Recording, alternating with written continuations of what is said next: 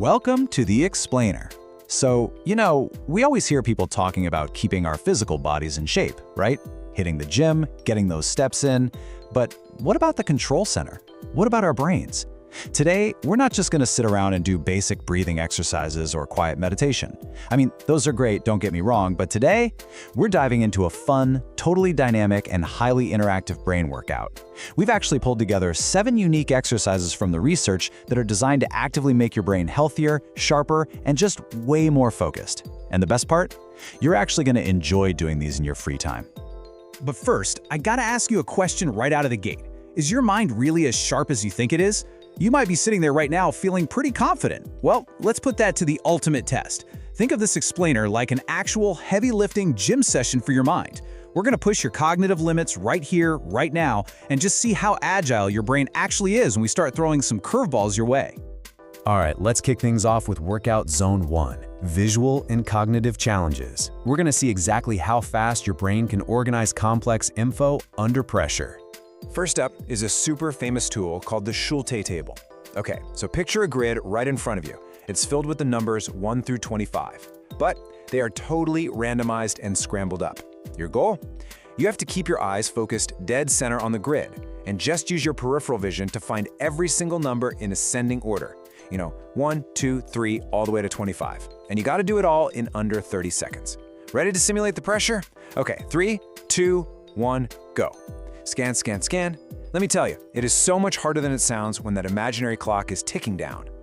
Now, if you felt yourself panicking a bit or struggling to even imagine keeping up there, don't worry at all. That mental resistance, that's exactly what we want.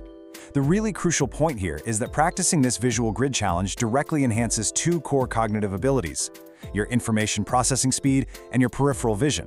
By forcing your brain to scan and locate targets without just darting your eyes wildly all over the page, you're actively training your mind to process visual data at a significantly faster rate. And you can easily find these Schulte tables online or in app stores to get a quick daily brain workout in. Okay, let's move to our next visual game. This is the Multicolor Text Challenge. Here's how it works. You'll imagine a list of words, but you have to say the color the text is written in out loud, not the actual word that's written. So, for example, if the word red is written in blue ink, you have to fight your absolute strongest instinct and force yourself to say blue. You want to try it in your head? 3, 2, 1, go. Now, imagine doing a whole list of those at top speed.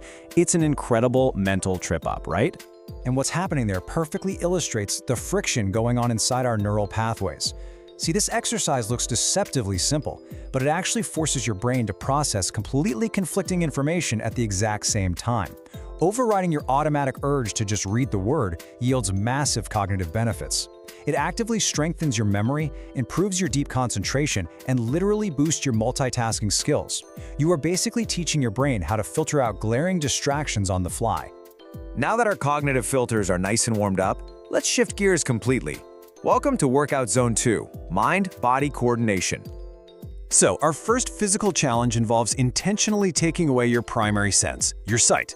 We're talking about things like writing your name on a piece of paper, drawing basic shapes like a circle or a square, or even typing on your smartphone, all with your eyes tightly closed. Actually, you know what? Try this right now. Close your eyes and try typing your name down in the comments. Doing this forces your brain to rely purely on its internal spatial memory and recall, which keeps those neural maps active and highly accurate.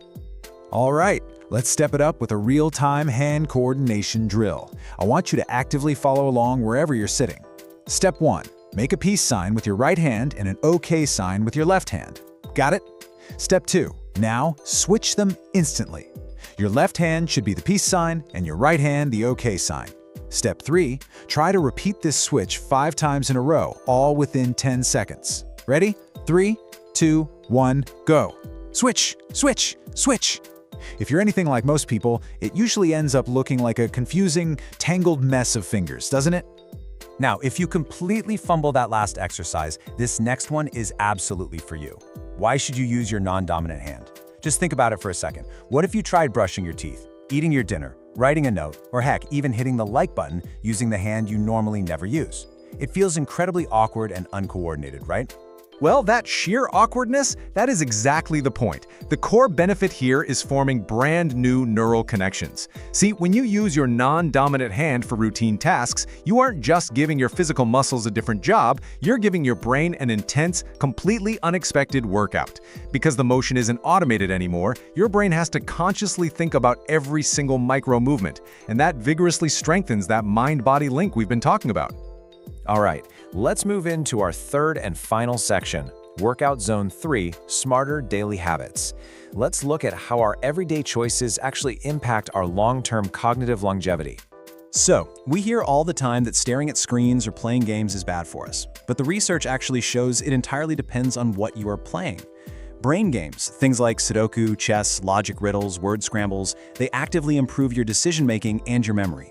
You can even use sites like Lumosity to find free games that are specifically designed to keep you sharp. Contrast that with something like Candy Crush. Now, those types of games are highly addictive by design, but they offer extremely minimal cognitive benefit. The major takeaway here? Not all screen time is equal. If you're going to play, choose games that actually force you to think. And speaking of screens, that perfectly brings us to our next crucial point, limiting our dependence on technology. Look, there's no denying that technology makes our lives incredibly easy, but relying on it too heavily actually deprives your brain of vital daily activity. So for example, try to memorize your grocery list naturally instead of keeping it in a notes app, or calculate the tip at a restaurant in your head without opening up your smartphone calculator. Try to actually remember a few key family contact numbers by heart. This really brings us to a massive overarching lifestyle philosophy. Make your memory your first tool, not your smartphone. And I want to be totally clear here. This isn't about completely abandoning technology or, throwing away your digital to-do lists forever. It's simply about building self-reliant memory habits. You just want to give your brain the initial chance to work, to struggle just a little bit, and to recall information before you instantly outsource all the heavy lifting to the microchip sitting in your pocket. So the crucial thing we've learned in this explainer today is that a truly sharpened mind isn't just a given, it's something you build through daily intentional action. And that leads me to a final, provocative question for you to ponder. Which of these 7 brain exercises will you commit to trying today? Pick just one to start implementing right away.